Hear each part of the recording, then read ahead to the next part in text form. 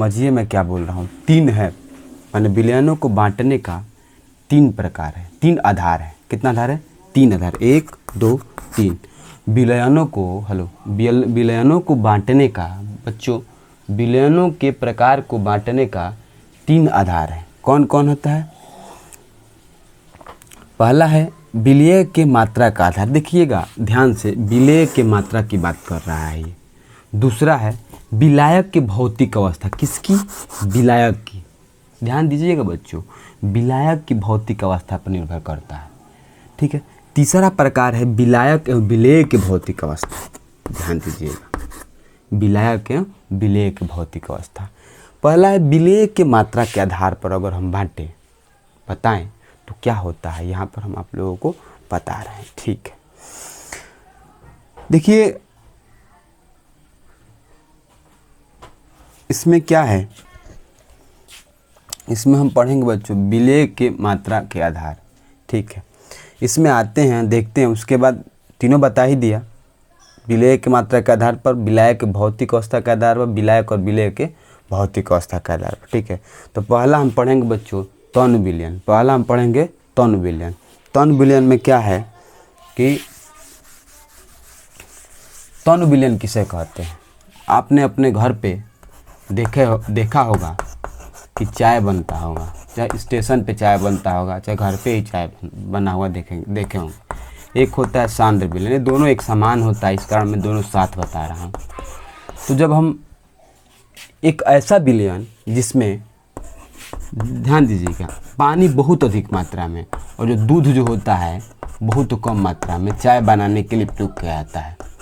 दूध जो होता है बहुत कम ले लें, ठीक है, तो ये होता है चाय जो बनेगा, ये कहलाएगा तनु विलयन। दूसरा होगा बालक, जब पानी लेंगे और ध्यान दीजिएगा, पानी प्लस दूध जो होता है बहुत कम लेंगे, जो चाय बनेगा उस विलयन का नाम क्या होता है? तनु विलयन होता है। और दूसरा में जब पानी लेंगे, दूध जो है थोड़ा अधिक में, जैसे पानी ले लिए, मान लीजिए छोटा गिलास है, उस गिलास में मैंने ले लिया 1 गिलास, ठीक, 1 गिलास ले लिया। और इसकी बात कर रहा हूँ मैं, ऊपर वाली की बात नहीं कर रहा हूँ, शांत विलयन की बात कर रहा हूँ। पानी में ले लिया 1 गिलास और दूध ले लिया आधा गिलास, डाल दिया, ठीक, तो हाफ किया था 1 ग्लास, ये हो जाएगा 1 ग्लास वाटर ले लिया, और जो मिल्क लिया मैं आधा ले लिया, ये आधा से थोड़ा सा अधिक ले लिया, ठीक है, ये मिल्क हो गया। ठीक है, तो जब ये विलयन बनेगा, उस विलयन को हम कहते हैं शांत विलयन। शांत विलयन में क्या होता है कि जो विलायक से जो विलेय की मात्रा होती है वो बहुत कम नहीं होती है, कम होती है लेकिन बहुत ज़्यादा कम नहीं होती है, थोड़ा मोड़ा हल्का, माने ज़्यादा के अंतर नहीं आना चाहिए। लेकिन इसमें क्या है बालक, जैसे मान लीजिए हमने ले लिया 1 लीटर वाटर और 4-5 जो है ड्रॉप, मैंने बूंद, ड्रॉप मीन्स बूंद, मैंने डाल दिया किसका? HCl का, चाहे किसी भी अम्ल का डाल दिया, 4-5 बूंद डाल दिया, ये हो गया सांद्र। ये क्या हो गया? सांद्र। मैंने कहने का अर्थ ये होता है बालक कि कुछ तो पानी लिया ही था, उसमें 2-4 बूंद केवल डाला हूँ, 2-4 बूंद डाला हूँ कि इसकी सुगंध आने लगे। किसकी? HCl की। मैंने वाटर लिया था, पूरा वाटर ही है, आज 1/4 ड्रॉप क्या ले लिया मैंने? HCl ले लिया, 4-5 बूंद HCl ले लिया, जो तब ये कौन सी विलयन बनेगी? तनु विलयन बनेगी। लेकिन यह विलयन क्या होती है बालक? उसकी रेशियो से बहुत अधिक होती है। अगर मैं इसको 100 ग्राम लिया हूँ तो कम से कम ये 20 से 25 ग्राम होना चाहिए। अगर मैं 100 ग्राम लिया हूँ तो 20 ग्राम, 10 ग्राम, ये बूंद की बात कर रहा है, देखिए यहाँ पर। और ये कितनी? 10 ग्राम की बात कर, 100 ग्राम माने 10 ग्राम, कुछ रेशियो में अधिक होता है। माने जैसे घर पे पीते हैं, एक पंचुचुर चाय होता है, गाढ़ा चाय होता है। तो जो गाढ़ा चाय होता है बालक, उससे हम कहते हैं क्या? सांद्र विलयन। और जो पंचुचुर चाय होता है बालक, उससे हम कहते हैं तनु विलयन। तो ये ध्यान रहना चाहिए बालक कि सांद्र विलयन और तनु, मैंने सांद्र विलयन मैंने गाढ़ा, और तनु विलयन मैंने अगर लिख दें हम पंचुचुर, कोई दिक्कत नहीं आनी चाहिए। देखिए शब्दों का प्रयोग मैं कर रहा हूँ ताकि आप लोगों को समझ में आ सके ठीक से। हिंदी सही हो या ना हो लेकिन साइन समझ में आनी चाहिए। तो ये हो गया आपका तनु विलयन में बना, जो तनु विलयन में जो बना विलयन होता है, सॉरी, जिसमें विलय की मात्रा बहुत कम होती है, बहुत कम, उसे हम कहते हैं तनु विलयन।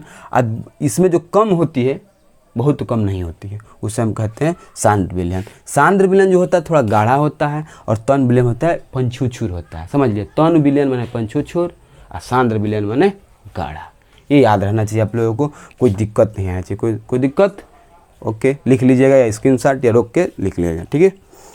ओके, आगे आते हैं बालक, एक साथ संतृप्त विलयन, असंतृप्त विलयन और अति संतृप्त विलयन, तीनों एक साथ समझेंगे हम।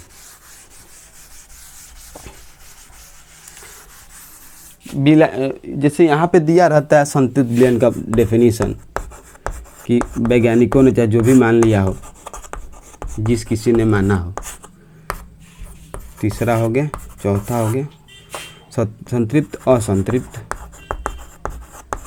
तृप्त, और पांचवा हो जाएगा अति संतृप्त।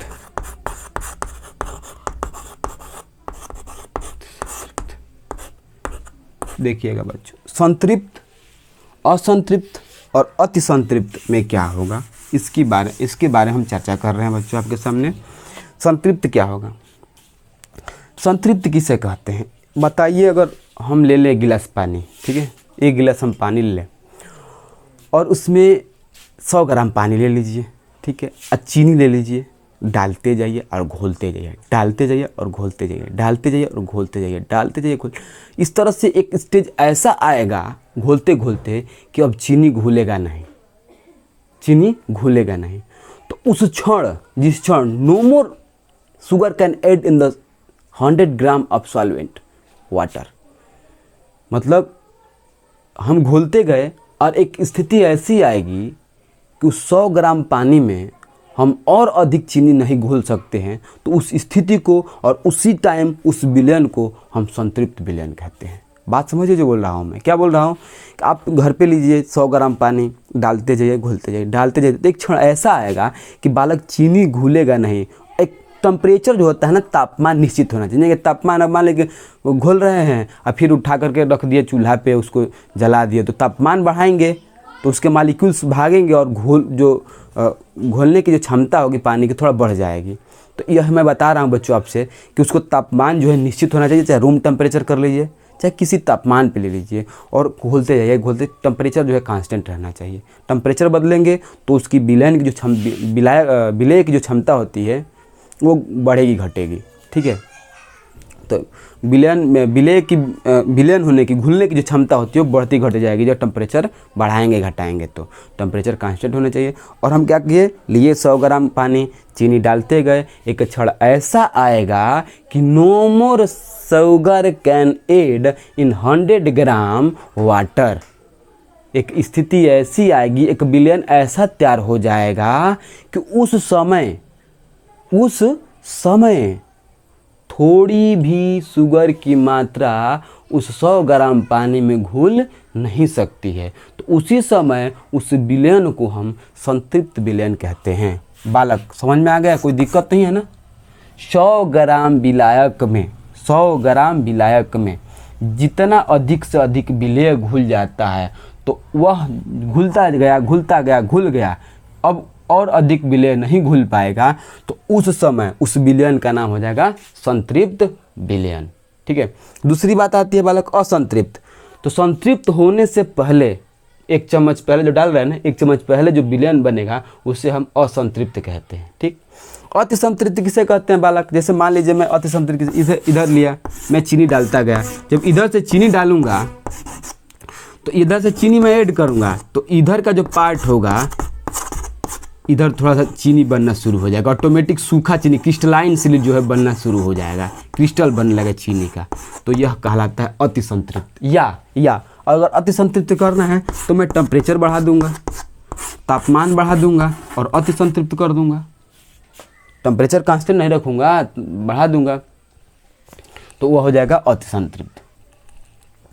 इसी में जैसे हम बोले अभी डालते गए तो इधर से चीनी निकलता जाएगा अति संतृप्ति की अवस्था में, इधर से डालेंगे और ऑटोमेटिक चीनी सूख के निकलेगा, क्योंकि स्थान नहीं रहता है पानी के अणुओं के बीच। भाई चीनी घुलता कैसे है बता सकता हूँ मैं, ये पानी के जो अणु है ना इसी के बीच में जाकर के चीनी बैठ जाता है और घुलता चला जाता है, घुलता चला जाता है, घुलता चला जाता है। तो उस टाइम जो विलयन बनेगा उसे क्या कहते हैं, अति संतृप्त विलयन कहते हैं। ठीक है, धन्यवाद।